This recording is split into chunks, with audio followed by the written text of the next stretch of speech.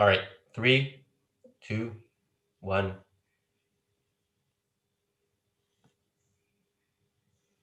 Hey, everybody. Welcome to the Daily Objective. It's a solo episode for me today. I could use your input from the chat, so please get involved. Let us know what you think, and obviously super chat as much as possible to beat the left. $20 owns the left. $100 beats the left. $500 super chat brings the left back to life and kills it again, ensuring beyond any doubt that the left has been destroyed. Let me talk today about something that it comes up when people discover Ayn Rand's philosophy, and the question sort of probably comes up often, like, who is an objectivist, or what am I an objectivist? You know, if I read Rand's novels and I agree with them and I'm inspired, am I now an objectivist? I mean, for some people, the answer is yes. They read Atlas Shrugged, they sort of take the oath, they put it down, they say, this is it. A lot of people, and this includes me, were much more reluctant about labels. Like what's the point of using a label or labeling myself? Any sort of philosophy, doesn't it kind of feel like a religion or a cult? It's kind of strange. It is strange. So I wanted to tell you a little bit about what made me at one point start to think of myself as an objectivist, because it was not a sort of, it's not my type of thing. It's not something I would tend to do typically, is to label myself as anything like that. It comes up, it feels constricting, doesn't it? Doesn't it seem like it limits who you are? Well, let's find out. Everyone take a sip of whatever you're drinking. That's something that the Dilbert guy, Scott Adams, he does that. He says, everyone take a sip together. It's a great way to build engagement with the audience and sort of cultivate them in a certain way as well. So like many people, I read Ayn Rand's novels and was profoundly taken aback and inspired. This was when I was in my teens, and I think around 17, 18, I finished reading Atlas Shrugged, and I was blown away, of course. And I felt kind of like, wow, this changes everything. But also the question remained, like, how does this really relate to all of my other experiences, all of the other things I've seen, all the other things that have inspired me, all the people that I see around me? Like, does the world that I sort of see, does it consist with what Ayn Rand is offering in these novels? Is Ayn Rand offering a philosophy that kind of covers everything, or is it kind of one perspective? Is it kind of like one aspect of what life is all about? It was hard for me to kind of answer a lot of these questions. There was certainly sort of a culture of pragmatism around me. Like, a lot of people had this attitude, kind of like, you know, whatever you can get away with, do. I had a boss hire me to deliver pizzas, and he asked me, one of the questions he asked me, he says, any drunk driving charges? Did you ever get caught? Like, that was the way he asked me. Did you ever get caught? Like, a lot of adults around me were kind of, their attitude was, hey, whatever you can get away with, you get away with. And here's Ayn Rand saying, like, morality is this kind of fully reachable and desirable thing to reach. And a lot of that, I wasn't really sure if that made sense, if that really applied to the world I was living in. And of course, there was the kind of sort of dichotomy, this sort of approach that I think we always see around us, which is people saying, like, look, in the world as it ought to be, everything Ayn Rand makes sense, but we don't live in that world. We don't live in this world where, you know, we don't live in a capitalist world. We don't live in a rational world. So what good is this philosophy if we can't really practice it in the world as we find it? So there's a lot to kind of delve into with regards to that question. And Leonard Peikoff goes into it deeply in his course titled Understanding Objectivism. So check that out. But again, I read Ayn Rand's literature. I knew that this author would kind of be a part of my life moving forward, but I just wasn't really clear on to what extent. And I wasn't clear on to what extent, and does this philosophy cover everything? So the other kind of aspect of why I was kind of reluctant to get sort of too close to these ideas is I was high when I was reading it. Like, I was a habitual marijuana consumer. This was a very big part of my life, my lifestyle, how I kind of saw myself, my identity. I was partying a lot. All of my friends were similarly, I think, addicted to drugs and or alcohol. whether or not we were willing to admit it. And this was an enormous part of life. So similarly, as to what I said before, like the question of like, should I be living this way would come about, like it would be, I would respond to it thinking like, well, in the world as it ought to be, I wouldn't be getting high. But look how much is wrong with the world. It's like, I need to get high just to deal with it. A very easy rationalization to do. And another rationalization is just the typical, I'm functioning fine. I'm doing great. You know, lots of people do this. Everyone does this. Look at that hotshot lawyer over there making millions of dollars, and he smokes weed when he gets home from work. So, you know, there's nothing wrong with living this way, I said to myself. So this sort of rationalization did not exactly match what I was reading in Ayn Rand's books, because her art basically says, reach for greatness, never settle for any kind of mediocrity or complacence, and that selfishness is not the same as mindless self-indulgence. It is not hedonism. So I kind of did see kind of a conflict between the way I was living versus what Ayn Rand was talking about in her novels. Like, is the life that is depicted in her heroes like Howard Rourke and John Galt, is that even desirable? Maybe smoking weed and getting drunk and doing a little bit of mushrooms and LSD, maybe that is the better life, I thought. I mean, maybe that feels better and is a better way to spend my finite life than is to attain for the stature of these characters who, by all indications, were not high on anything. So maybe they're bored compared to the life I could be living. It was, there was that sort of conflict, among other conflicts, of why I was not rushing to just completely get on board with whatever Ayn Rand was offering. Christopher in the chat says, cappuccino? Yeah, I guess if you look at it that way, I'm as addicted as ever. 1 cup a day. Marialine, thank you for the super chat. So I, as time passed, I sort of looked a little bit at what Ayn Rand's books were all about. I mean, I read all of Ayn Rand's novels and her fiction. I skimmed through The Virtue of Selfishness around that same time. And I remember kind of thinking like, okay, this is just kind of more of the John Galt speech. At the time, that was how I interpreted it. I said it's just more of the same. Selfishness is good. Capitalism is good. Reason is an absolute. Of course. Okay, fine. Yeah, we get it. I thought at the time. And speaking of John Galt's speech, I had skimmed through that. I mean, at first I was taken aback by it as I was reading it. The first, 10 pages, 20 pages. It's a long speech, right? But after a while, it got to the point where I was like, okay, whatever. I'm just skipping through this to the end of the speech so I can get back to the story. That at the time, I didn't see the significance of every last word of that speech, which today I say like that speech, savor every last word. Back then, I skimmed through Ayn Rand's nonfiction when I came across some of it, and just kind of went about my life. I continued to get high on a regular basis, continued to get into alcohol once I became old enough to drink it whenever I wanted to stop at the store, to sit at the bar.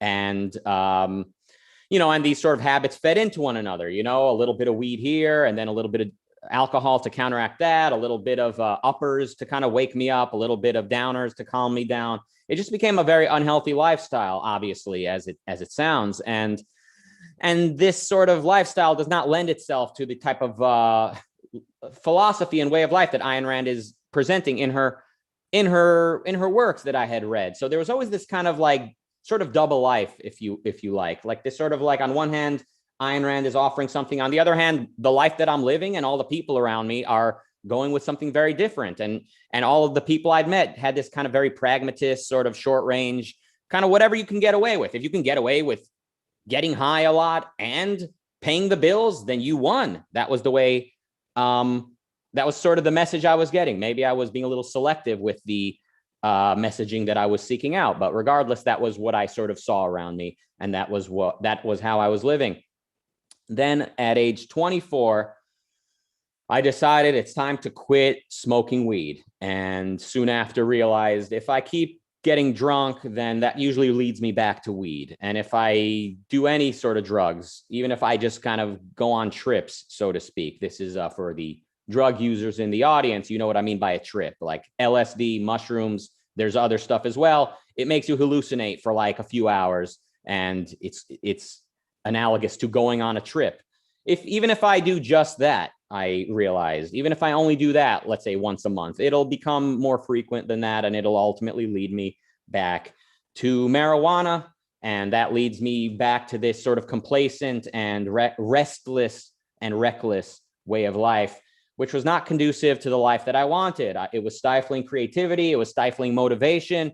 It was crushing my confidence. You know, I was getting older. I was 24 now. I wanted to grow up and I wanted to see the world. I wanted to meet people. I wanted all types of experiences that that were no longer like I no longer wanted to live the life of a high school stoner, a high school pothead. I was growing out of that. I really wanted to grow up. I really wanted to maximize career opportunities, to maximize experiences, maximize how much money I could make, and, you know, maximize the relationships, the life that I can live.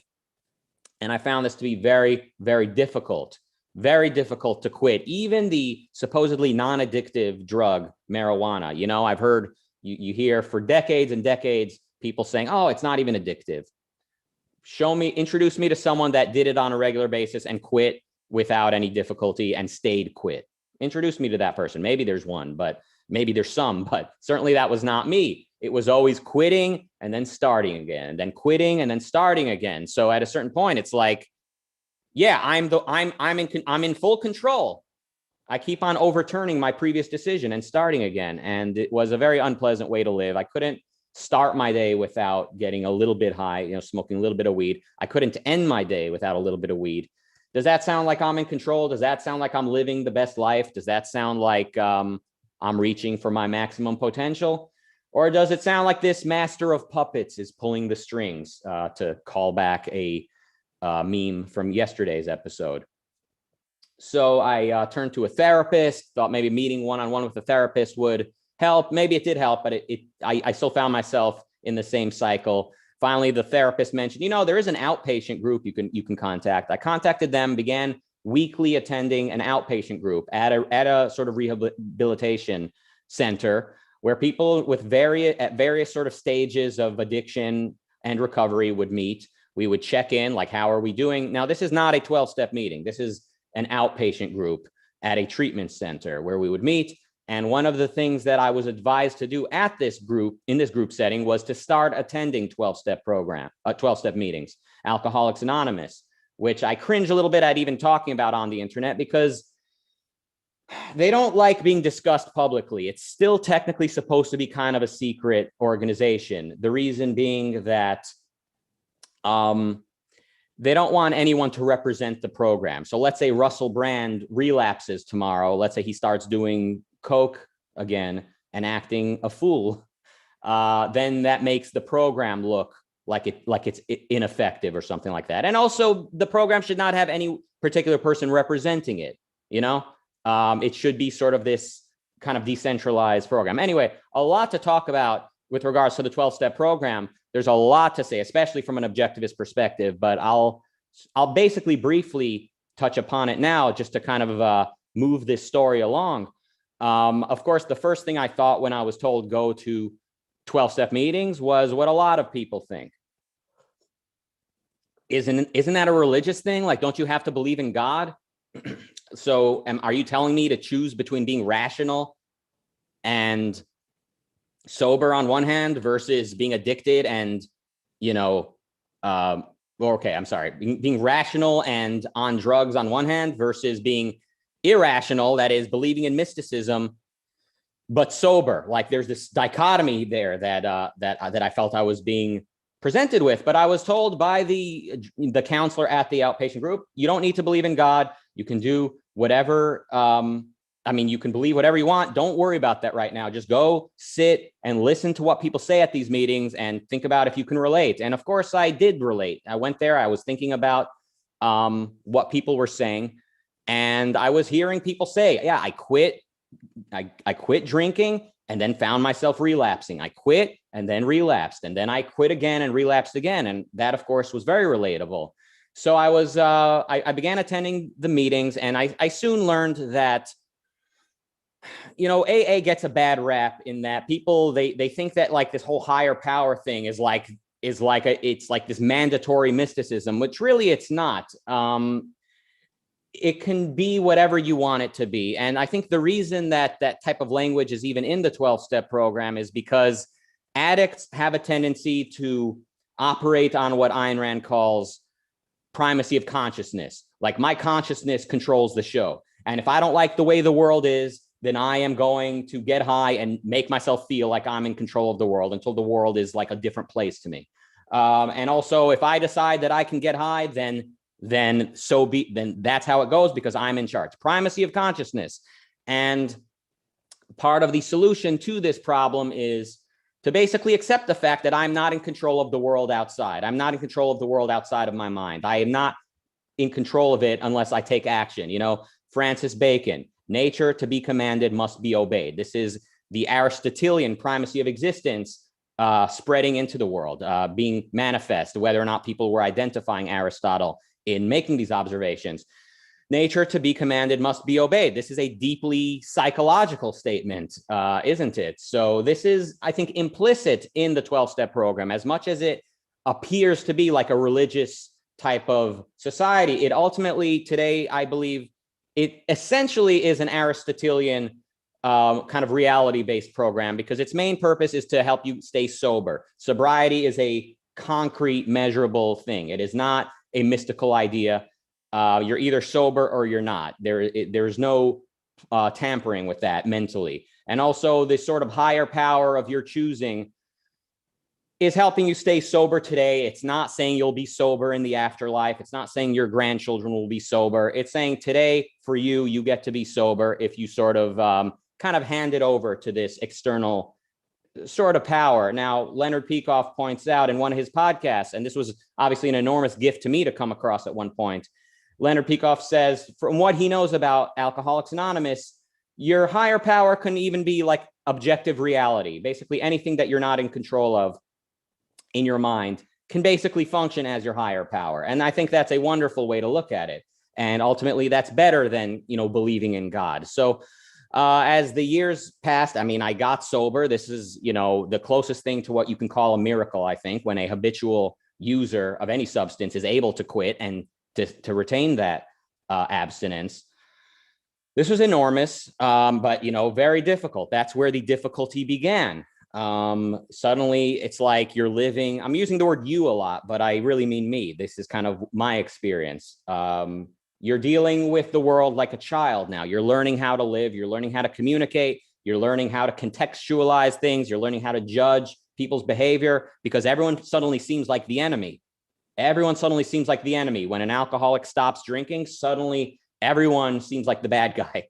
And sort of learning how to properly look at the world and actually identify what actually is taking place. It's like a new thing, because you've been high and drunk for so many years and or even decades. So I began getting immersed in the 12-step program, working with people in there. They were helping me, you know, work the steps. And through it all, I needed to sort of translate, like, well, what would this mean if an objectivist were writing it, I thought. And I was learning, what is objectivism? I was starting to revisit Ayn Rand, the author, the philosopher. I would start listening to Ayn Rand's Q&A recordings. I purchased them from the Ayn Rand Institute's website, and I would listen to them, these old raspy sounding recordings of Ayn Rand answering questions. I was hearing her talk about Immanuel Kant. Oh, Kant? I would have assumed Rand's arch enemy is Marx, right? The communist. No, Kant is the problem, she says. And she starts talking about how, like, in the world that we see around us, Kant is everywhere. And that got me really thinking about, okay, well, I wonder if we would have so many alcoholics but for Kant, you know, or I wonder if Alcoholics Anonymous might have been written differently, if maybe the literature would have been phrased differently in the 1930s when it was written, if the 12-step program might look a little bit different, but for the influence of Kant and for just generally the state of philosophy. So I started thinking a lot about these things, and the primary value, the primary article of importance was sobriety. So no matter what I conclude philosophically at the moment, sobriety equals life. Life equals sobriety. Once I came to see it that way, a lot of philosophical questions could sort of be put on hold for the time being, as long as I'm doing what I need to stay sober and to work towards sort of flourishing and inner peace, and to learn how to contend with all these newfound emotions that were hitting me in those early couple years of sobriety. So I continued to sort of grapple with, Alcoholics Anonymous on one hand and objectivism as I was learning about it on the other hand. And, the whole higher power thing, it was a relatively easy thing to kind of reconcile. But the more interesting aspect of the whole thing was the moral inventory. This is a very big part of the 12-step program, taking moral inventory. You write down all of your resentments, and there's a lot of them because, like I said, once you quit, when an alcoholic quits drinking, everyone seems like the enemy. You remember things from years ago that someone looked at you the wrong way and you're pissed off about it. So you write all of that down. You write, you kind of go into detail about that whole thing. You write down then what you're afraid of, people you've hurt as well. If you're resentful at all of these people, now you need to hold yourself to that same standard. Well, who did I treat the way these people treated me? And it turns out I'm the biggest asshole of them all. I kind of realized. And that's not the end of the world. It just means, there's context to everything. Everything is in context. And in sort of relating the 12-step program to objectivism, one of the most interesting aspects is, by what standard do we assess things morally? And here we see some language in the book of Alcoholics Anonymous, with which I have many disagreements. The way, again, it was written in the 1930s and a little later. To give you an idea of what the 1930s are vis-a-vis objectivism, 25 years after the 30s, like in the late 40s, I think Ayn Rand was writing to a religious clergyman, telling him Christians would be fine if they would just get rid of altruism. Like, you can still believe in Jesus, you can still believe in God, but just get rid of altruism and you can live the good life. So this is Ayn Rand 25 years after 1930. Obviously, she would later say, no, religion needs to go altogether if you're going to live a good life and you're going to be, and if we're going to have liberty, if we're going to save liberty, religion and mysticism needs to go as well. But my point being, they were right. They were coming up with this program before even Ayn Rand knew what objectivism is, right? Before even she had devised it. So there's a lot of language in the world of the 12-step program that obviously has altruist premises, including the line that says, we believe that selfishness and self-centeredness is the root of all our problems. And I think if I needed to rephrase it, I would say dropping context is the root of all our problems. Dropping context. Rationality is context. Context is rationality. And when you drop context, you are dropping everything. So in sort of grappling with this moral inventory, the moral inventory aspect of the 12-step program, even more interesting than the whole higher power element was this: by what standard is something moral or immoral? What is the standard of morality? So the 12-step literature is saying, stop being so selfish. Of course, Ayn Rand is saying be selfish. Selfishness properly understood. How do we relate the two? And it was when I was about 3 years sober.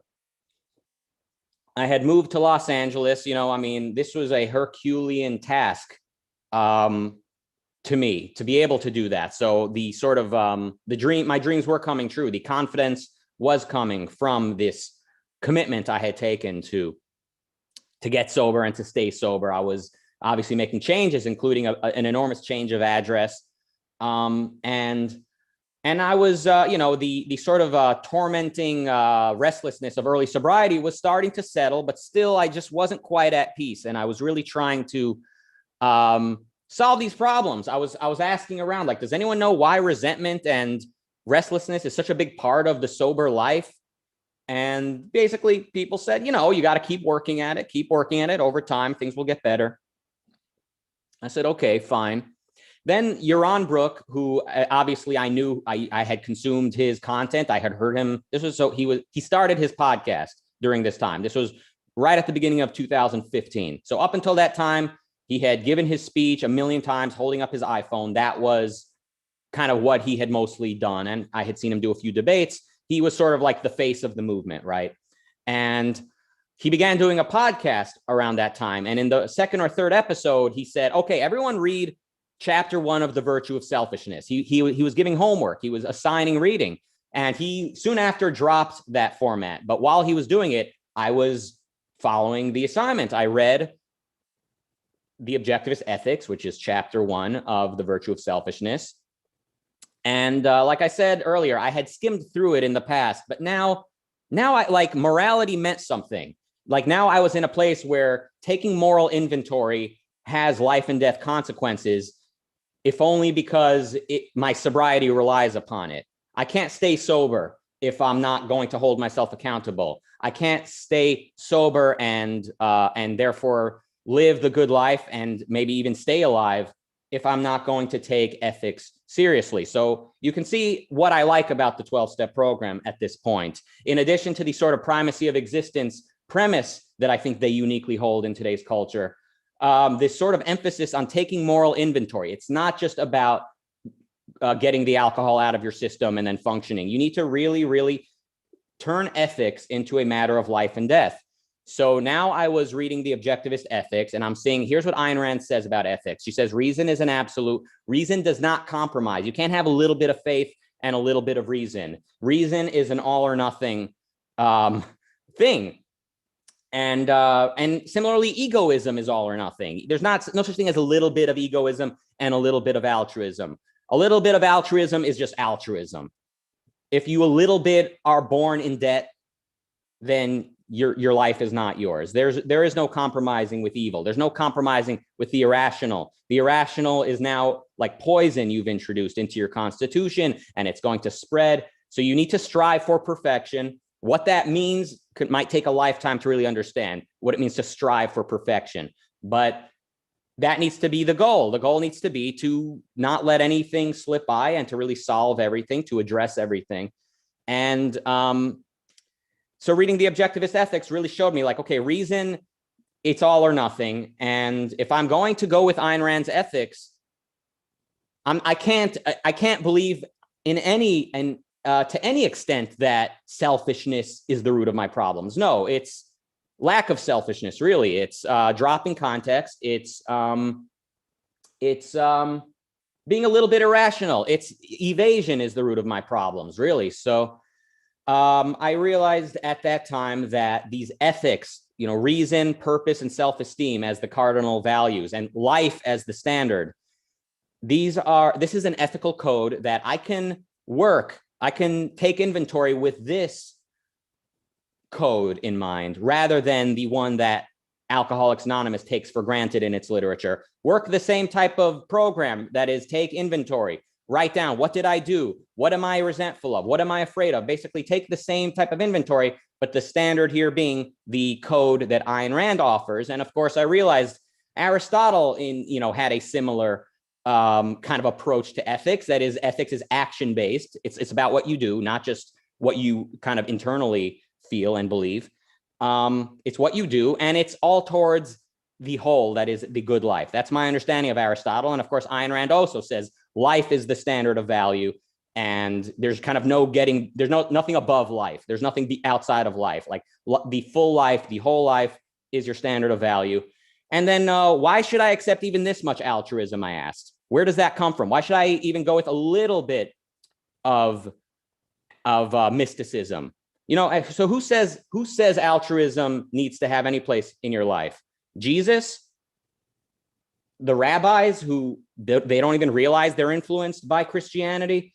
The Old Testament saying your life is, the property of God and of the Jewish tribe or whatever, the Hebrews. I mean, who said that egoism and reason need to compromise this much? And why should I listen to whoever said that? So I finally really faced these questions head on, and I realized like Ayn Rand is offering a philosophy and an ethical code that does not compromise, and it stands or it falls on its own.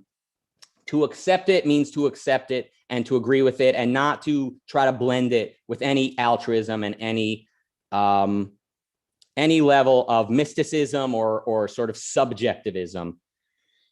And kind of learning what that all means in practice is not easy. Again, like the hard work begins at that time. Just like when you quit drinking, that's when the hard work begins. Similarly now, like deciding to go with Ayn Rand's ethical code, that's where the hard work begins to really understand what that means. But the point here being, I began to think of myself as an objectivist when reading the Objectivist ethics, with this sort of understanding that ethics really is a matter of life and death, and especially for me, wanting to stay sober, wanting to flourish, wanting to get the most that life has to offer.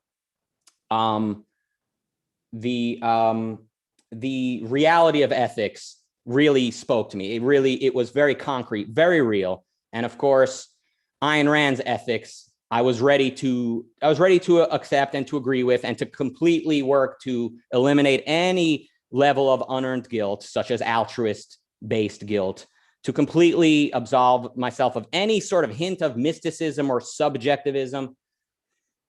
It's the objectivist ethics that made me start to think of myself as an objectivist. So it was not the sort of branding of objectivism. It was not the sort of image of even the heroes in Ayn Rand's literature. It really was the sort of significance of the ethics itself. When I said, look, there's still a lot left to learn about this philosophy, but the objectivist ethics makes me think that I'm ready to consider myself an objectivist. Whatever else this philosophy says, I didn't yet know what it had to say about free will, about how it related to other philosophies. I didn't really understand Ayn Rand's place in the history of philosophy, but I kind of knew, like, if the objectivist ethics is any indication of what this philosophy is, then I agree with it. I'm ready to proceed thinking of myself as someone who agrees with and is living by objectivism. So this was the beginning of 2015. I was, I guess, what am I now? I'm 34. What was I? I guess I was like 28 or 29. This was quite a number of years after reading The Fountainhead. So this was not an overnight process. And since in the last, I guess, 6 or 7 years, since kind of making this internal decision, it's been a very, very long scenic route to kind of arrive how I kind of see it all today. So like I said, the work sort of began when I decided to kind of follow this philosophy and sort of see where it takes me. It's the learning process is ongoing. But one last time I'll say that is where I started to think of myself as an objectivist, is when reading the Objectivist ethics with the sort of understanding of how important ethics are and what it all means, and how living with contradictions, having a little bit of guilt, a little bit of mysticism, that is a little bit of unearned guilt, or unidentified guilt that is not being dealt with.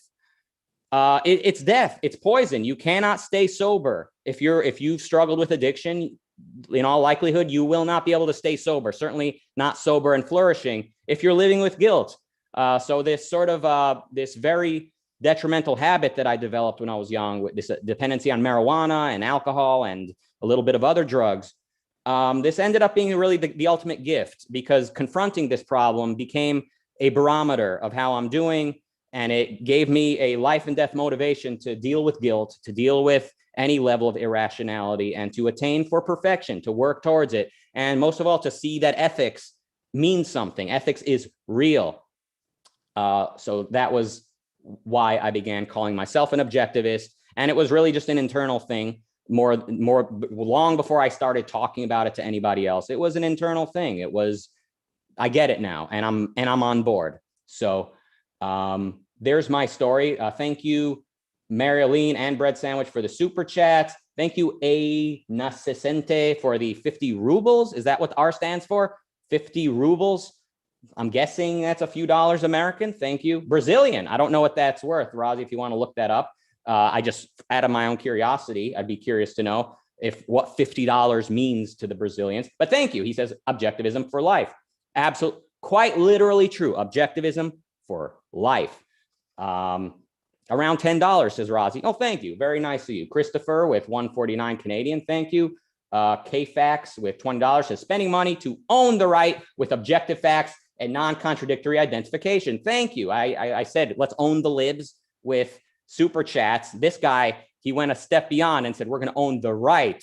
And I agree. Marilene with $3. Thank you. Jonathan Honig with $24.99 says, You're awesome. Well, thanks, Jonathan. Likewise, Bonnie with $5 says, Rucka is rational egoism in real life. Well, thank you. That is a true compliment.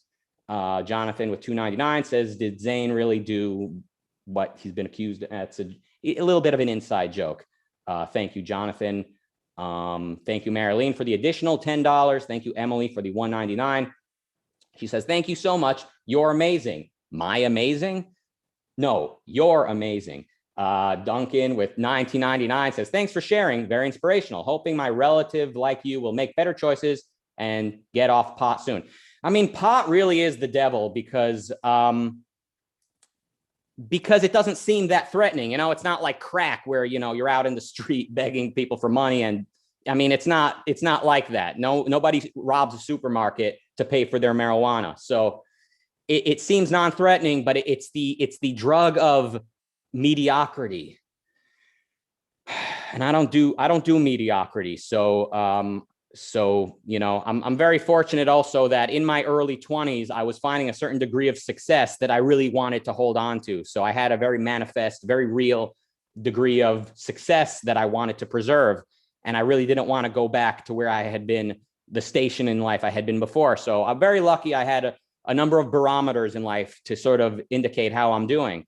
And one of those barometers is, you know, the people around me. I'm very grateful to have a lot of you watching this, a lot of you behind the scenes that are in my life. It's a true compliment that a lot of you are including me in your circle of friends and associates. So thank you for that. All right, everybody. Well, that was my story and I'm sticking to it. Obviously, there's a lot more to get into, kind of like, and then what happened? And then what did you learn? And then what did it all mean? You know, and there's a lot more to get into. Certainly, the 12-step program is an enormous topic that I only barely touched upon. I hope I summarize it accurately in terms of kind of like what I learned about it in relation to objectivity and being rational. And there's just a lot that, you know, had to sort of be skimmed over. But I hope if you took away one thing from my story, it's that at one point I read the Objectivist Ethics with the sort of understanding that whether or not I properly and diligently hold myself to a moral standard will determine whether or not I successfully stay sober and flourish, you know, and attain a certain degree of happiness and satisfaction and joy in life. So the sort of gravity of the situation, along with sort of really understanding that Ayn Rand's ethics does not compromise. It does not play with others. It's this or it's everything else. It was the ethics that made me get on board with objectivism. And the rest is, as they say, history. All right, everybody, I can sit here and filibuster the outro all I want, but we do need to jump over to Clubhouse for a few minutes before we come back here to the Ayn Rand Center UK and watch Yaron Brook debate William Costello on choice, evolution, and human behavior. You know, we got to thank Yaron. A lot of us owe him a lot of thanks. Certainly his, if nothing else, his assigning the audience to read to pick up the Objectivist or to pick up the Virtue of Selfishness when he did definitely changed my life. And obviously, one of the other things he's done for all of us is he got on the internet and kind of showed what an actual objectivist looks like in real life. So it wasn't just like reading Ayn Rand's books and trying to imagine kind of what a person looks like. This was, you know, I was reading Rand long before there was YouTube, long before you could go online and see 3 different videos a day depicting a student of objectivism. This was long before all of that. And so we certainly owe a debt of gratitude to Yaron Brook, and we're about to go cheer for him and root for him as he debates, who I presume is an evolutionary psychologist type of thinker, but we'll find out more about that in about 21 minutes from right now. Last point, you know, this is the one solo episode where I didn't need any notes. I knew like telling this story would sort of, I wouldn't really miss